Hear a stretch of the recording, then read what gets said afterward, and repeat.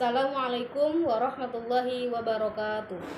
Alhamdulillahirabbil alamin wa bihi nasta'in wa ala umurid dunya waddin wassalatu wassalamu ala asrafil anbiya'i wal mursalin wa ala alihi wa sahbihi ajmain. Amma ba'du. Perkenalkan, nama saya Siti Mesaroh dengan NIM 221340032 dari kelas BKI 6A. Seperti biasa, dibuatnya learning journal ini untuk memenuhi tugas mata kuliah public speaking dengan dosen pengampu Dr. Adi Kusuma MSI. Pada pertemuan kali ini, seperti biasa juga, Pak Adi menunjuk 3 orang untuk melakukan public speaking selama 10 menit di depan teman-teman semua. Yang pertama ada Ajril Mustaqim, yang mana dia menceritakan spek handphonenya, yaitu yang bermerek dari Google Pixel. Ajril menceritakan bagaimana keunggulan dan kekurangan dari HP Google Pixel itu.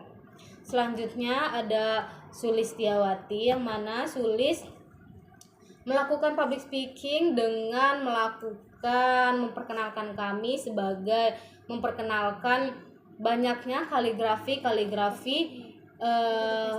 dengan model-modelnya. Selanjutnya pemateri selanjutnya setelah public speaking selama 10 menit yang dilakukan oleh 3 orang,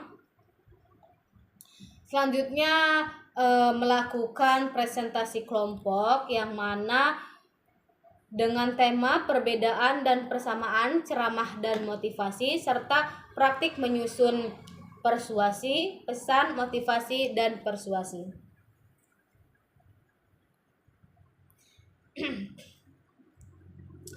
Seperti yang sudah dijelaskan tadi, table of content pada materi ini adalah pengertian ceramah, pengertian motivasi, perbedaan ceramah dan motivasi, persamaan ceramah dan motivasi, serta teknik cara menyusun pesan, bahasan, motivasi, dan persuasi.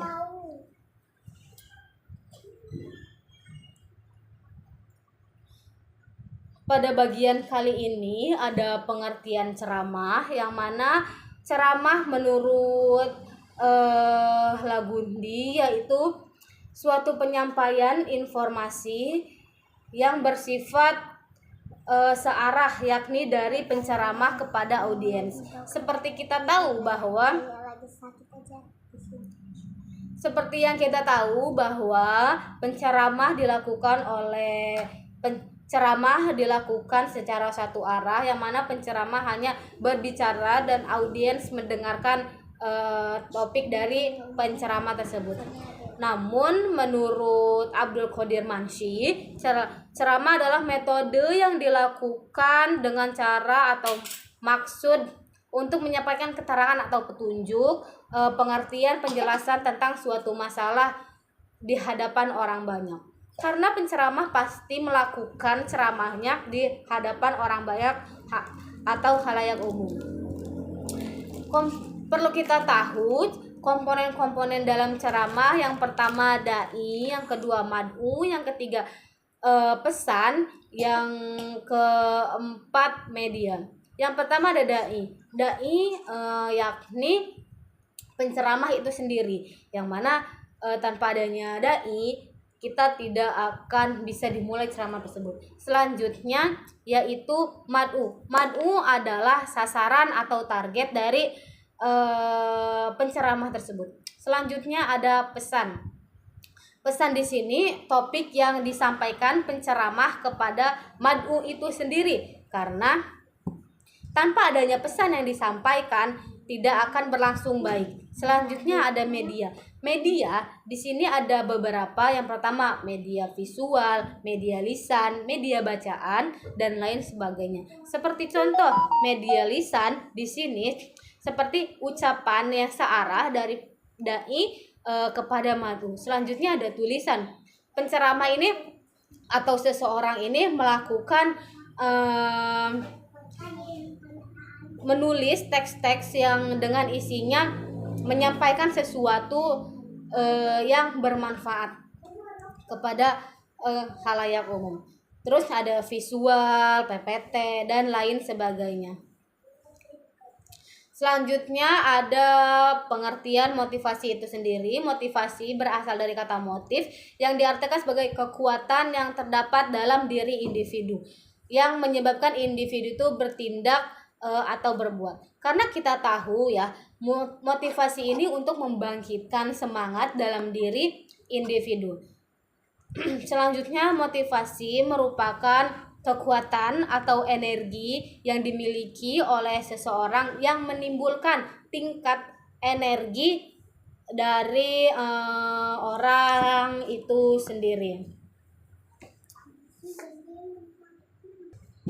Motivasi itu terdapat terbagi dua, yaitu motivasi intrinsik dan motivasi ekstrinsik. Motivasi intrinsik adalah motivasi yang terjadi atau yang muncul dalam diri individu sendiri, seperti saya termotivasi ingin juara 1, itu diri sendiri pasti akan melakukan belajar dengan giat. Selanjutnya ada motivasi ekstrinsik, yang mana kita tahu ekstrinsik berarti berasal dari luar. Jadi motivasi ekstrinsik ini dukungan atau dari luar individu seperti lingkungan ataupun kerabat terdekat dan lain sebagainya. Selanjutnya ada perbedaan ceramah dan motivasi. Ceramah kita tahu biasanya digunakan untuk menyampaikan pengetahuan dan informasi atau wawasan umum. Namun motivasi merupakan berfokus pada penginspirasi atau mendorong audiens untuk mencapai tujuan tertentu. Kita ini di sini perbedaannya sangat jauh, karena kita tahu sendiri ceramah merupakan penyampaian informasi kepada khalayak umum atau audiens tentang suatu ilmu atau wawasan tertentu. Sedangkan motivasi yaitu penginspirasi atau memberi kekuatan kepada individu untuk bertindak. Selanjutnya ada persamaan motivasi dan ceramah. Yang pertama, keduanya bertujuan untuk mempengaruhi audiens, karena ceramah maupun motivasi bertujuan untuk melakukan atau berbuat baik kepada individunya. Selanjutnya membangkitkan emosi positif dan membangkitkan emosi positif audiens, karena fungsinya motivasi dan ceramah itu untuk membangkitkan hal-hal yang positif yang ada di diri audiens tersebut. Selanjutnya menggunakan contoh atau cerita dalam penyampaiannya, karena kita tahu ceramah biasanya kita bisa mencontoh Nabi Muhammad SAW. Kalau terdapat di motivasi itu sendiri, kita bisa lihat perjuangan dari Najwa Shihab dan lain sebagainya, seperti itu.